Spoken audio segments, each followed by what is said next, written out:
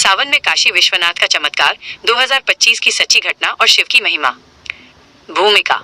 सावन का पवित्र महीना, जब प्रकृति शिव के रंग में रंग जाती है और हर कण से हर हर महादेव की गूंज उठती है। यह वो समय है जब शिव भक्त अपने आराध्य भोलेनाथ को प्रसन्न करने के लिए व्रत, पूजा, अभिषेक और दुर्गम कांवर यात्राएं करते हैं। और जब बात आती है काशी विश्वनाथ की, तो ये मात्र एक मंदिर नहीं, ये साक्षात शिव की चेतन उपस्थिति है, जहाँ हर सांस में दिव्यता का अनुभव होता है।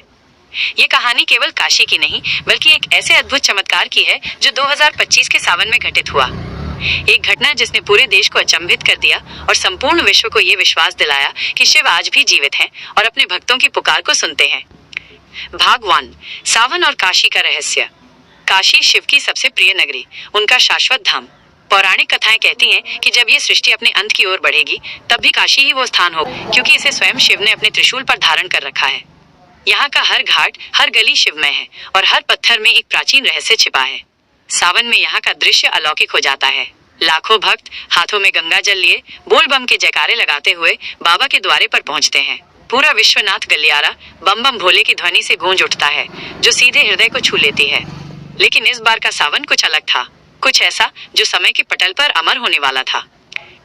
भाग 2, एक कन्या की अटूट आस्था और भयानक हादसा। 2025 की घटना। दिन था 27 जुलाई 2025, सावन का दूसरा सोमवार।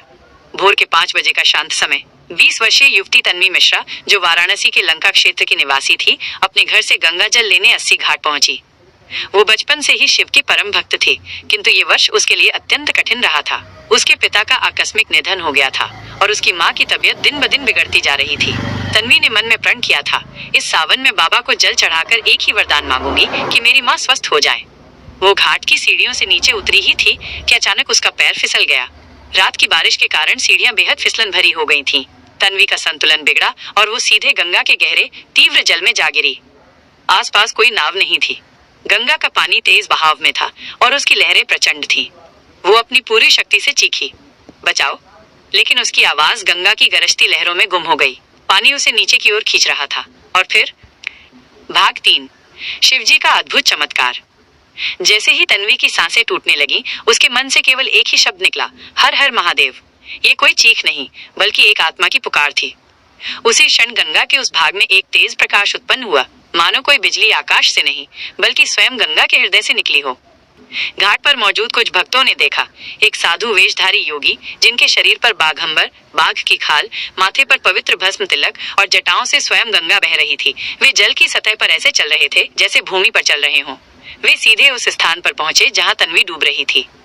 उन्होंने तन्वी को अपने सशक्त हाथों से ऊपर उठाया, ठीक वैसे ही जैसे कोई पिता अपनी लाडली बेटी को गोद में उठा लेता है। अगले ही पल वो दिव्य योगी अदृश्य हो गए और लोग हैरान विस्मित होकर सोच रहे थे, वो कौन थे? तन्वी को होश आया तो वो स्वयं को सीढ़ियों पर सुरक्षित पाया। उसके शरीर पर एक खरोच भी नहीं थी और उसके हाथ में जल से भरी लोटा वैसी की वैसी थी, एक बूंद भी बाहर नहीं गिरी थी। लोग कहते हैं वो कोई साधारण योगी नहीं थे, वो स्वयं काशी विश्वनाथ थे। काशी विश्वनाथ मंदिर ट्रस्ट ने भी इस घटना की विस्तृत जांच कराई, लेकिन किसी भी कैमरे में वो रहस्यमयी साधु कहीं दिखाई नहीं दिए। केवल गंगा की लहरें और एक अद्भुत अलौकिक चमक। ये प्रमाण था कि जो दिखा वो सामान्य नहीं था। काशी की चेतना, ये केवल एक घटना नहीं थी, ये एक चेतावनी थी उन सभी के लिए जो ये मानते हैं कि भगवान नहीं होते, कि आस्था सिर्फ एक भ्रम है। काशी आज भी जागृत है। यहाँ का हर कोना शिव की उपस्थिति का प्रमाण है। यहाँ केवल एक मंदिर नहीं है, यहाँ साक्षात शिव का निवास है। उनकी ऊर्जा प्रवाहित होती है। और सावन के पवित्र महीने में जब एक भक्त केवल एक बूंद जल भी सच्ची श्रद्धा से चढ़ाता है, तो शिव उसे जीवन का अमृत लौटा देते हैं। यह घटना युगों युगों तक शिव की असीम कृपा और भक्तों के प्रति उनके प्रेम का प्रमाण रहेगी।